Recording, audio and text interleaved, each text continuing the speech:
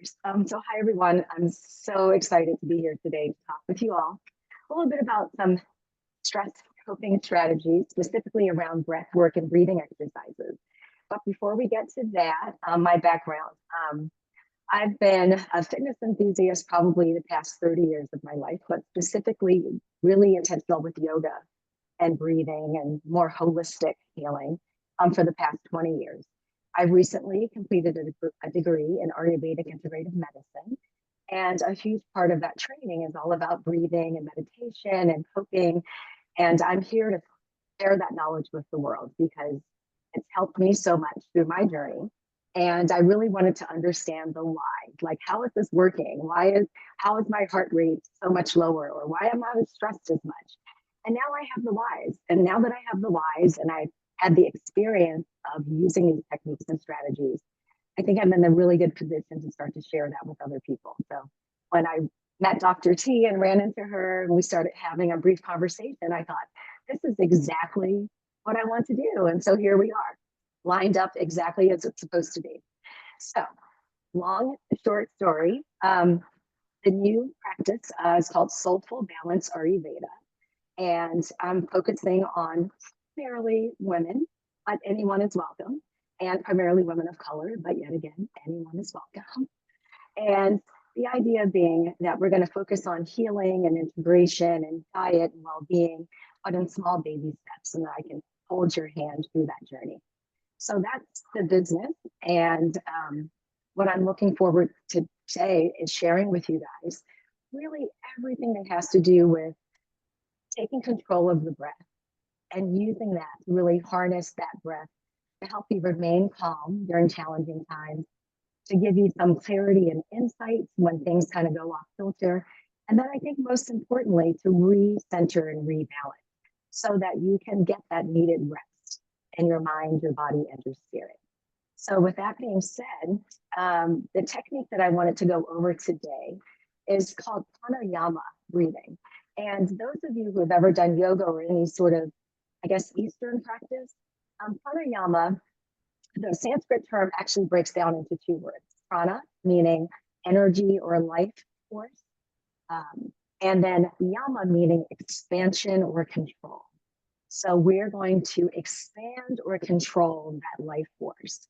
Now, if you really think about the breath is incredible when you really, you come into this life taking your very first breath.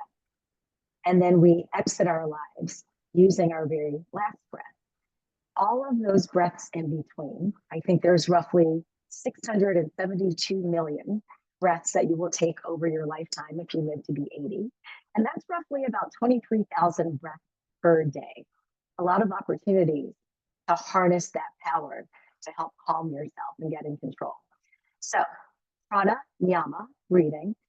This is rooted in the Vedic tradition.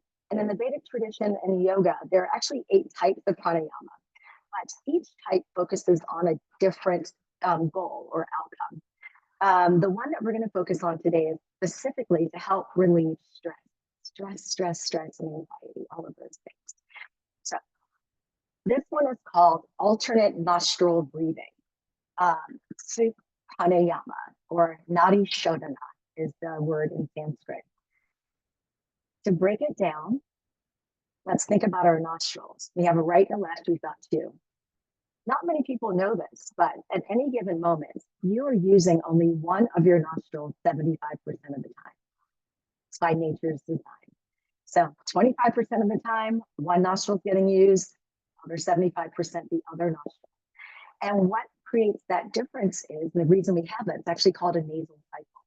It's that redundancy that's built in. Thank you, nature. Thank you, God. Whatever you insert your deity there, right?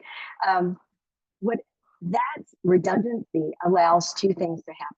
One, it preserves the ability of your nose to warm the air, to filter the air, to get it into your lungs as fresh and as purified as possible. And then when it alternates, you are always ensured that that happens. But again, 75% of the time, one of those nostrils is being used. That is what makes alternate nostril breathing so much more effective, and so effective in reducing stress and creating that calmness in the body.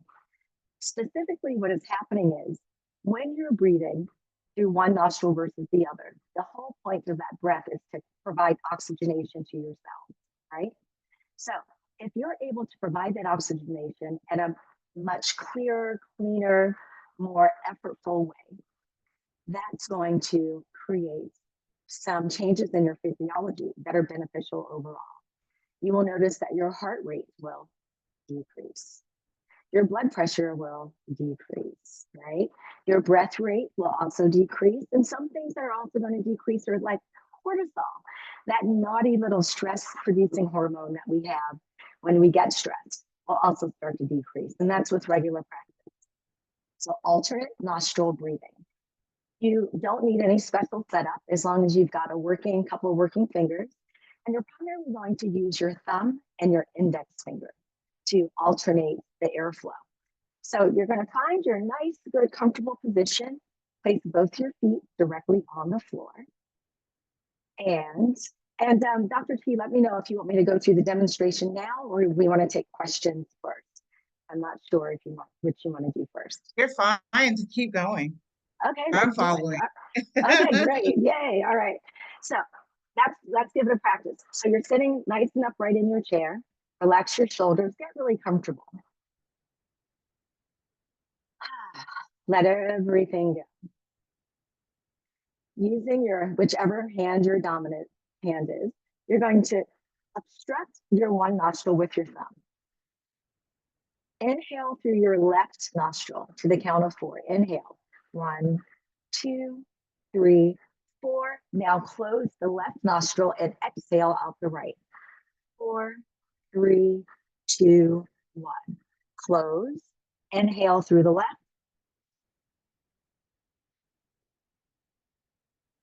Close. Exhale.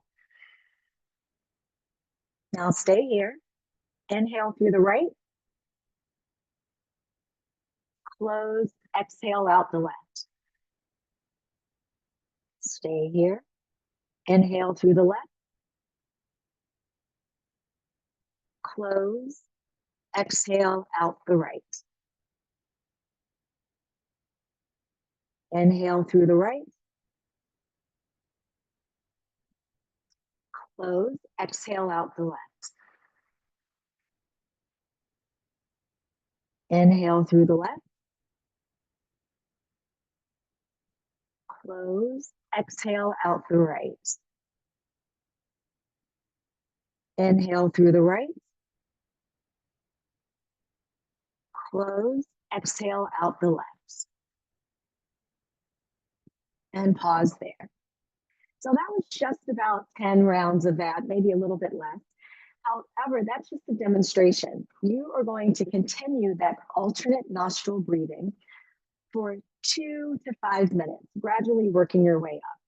If you can't do 2, start with 1, but ideally 5 minutes is ideal. And what that's going to do is it's going to trigger a crossover from that parasympathetic nervous system, which is sort of your fight or flight response, into your sympathetic nervous system. I'm actually said that backwards, but you get the idea. What we're doing is, and getting out of that fight or flight reflex, that cortisol stimulating reflex, into the calming, resting, and digesting reflex. And all you have to do is change your breath. Those of you who remember, or if you've had children before, you've seen on television, when women are in labor, they tell them to do that quick kind of breath. That's actually a form of pranayama, one of the types of breathing that, guess what, is involved in things exiting or leaving the body. So it makes sense that that would also stand true for childbirth. Alternate nostril breathing is intended specifically to trigger that relaxation response. If you wear a smartwatch, if you take your pulse, if you know how to do those things, if you want to double check and see how this is really working, if you want to make sure it's working, you can always check your pulse, check your heart rate before you do the breathing exercise. And then check your pulse and check your heart rate after you've done it. And you will see that 100% of the time, if you are simply just alternating your breathing, taking your time, your heart rate will decrease, your breath rate will decrease. And with long-term practice, what happens is your brain hemispheres become more cohesive, they're working more consistently or together. And specifically, when we talk about that fight or flight reflex in terms of the thalamus and hypothalamus, we also get into the cortex, the frontal lobe, where the executive functioning is. And this particular type of breathing, pranayama, in conjunction with a regular meditation practice. So pranayama breath plus meditation changes and alters the brain chemistry, changes the brain physiology, heightens those alpha 1 waves, shows full brain coherence, which is why when you practice this way and you go right back into that breathing technique, your body resets, and it will start to reset more quickly with less time and recover more quickly the more often you do it. Just like an athlete who trains, in a particular sport, the more practice you do, the more the body acclimates. You get that muscle memory. Well, here, not only are you getting that muscle memory, you're also getting that subtle body energy memory. So meditation not only works, meditation as well as breathing, I see them as going hand in hand. So forgive me if I use them interchangeably. They are separate. And specifically the alternate nostril breathing and the breath work in particular, not only helps with the brain connectivity, it helps with everything else that the brain then controls, if that makes sense. So it becomes this sort of snowball effect. So just like you get that snowball effect in the wrong direction, when things are spiraling out of control and your anxiety is ramping up and you don't know what to do, this gives you the snowball effect with the snowball now rolling, downhill. It's getting smaller, right? It's dissipating, it's going away. And that is literally because you have flipped the switch. You have taken your body out of that fight and flight response to a rest and digest response. And resting and digesting not only goes for resting the mind, but it goes for resting the body and the spirit, which is why when you come out of this type of breath work, you tend to feel not only very rested, but also rejuvenated without it being too jumpy. It's not the type of breath work that's going to create excitation in the body. This is going to cause the body to relax, which is why it's, the number one go-to out of the 8 types of pranayama for relieving stress. In fact, it's such the go-to that many meditation practices around the world, well, most of this all has the root in Vedic science, 5,000 years ago. So almost all of them, before you start any type of meditation, whether it's guided meditation, transcendental meditation, you're staring at a candle, a moving meditation, dancing, whatever it is, believe it or not, and if you think back, typically in the practice is preceded by some sort of breath work. The breath work prepares the body, the physiology, the mind, the spirit to really take full advantage of that meditation.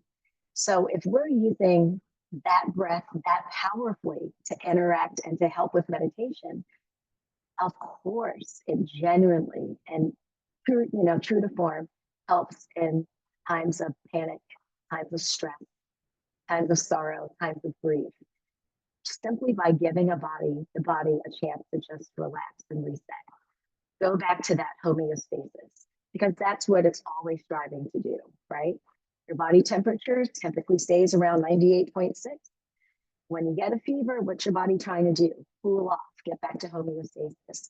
Get too cold, your body tries to warm up. Same thing happens with your emotions and with your stress. And with the regular practice of alternate nostril breathing, in conjunction with meditation, really, they're partners in crime. You can really harness that power of your breath to help you with stress.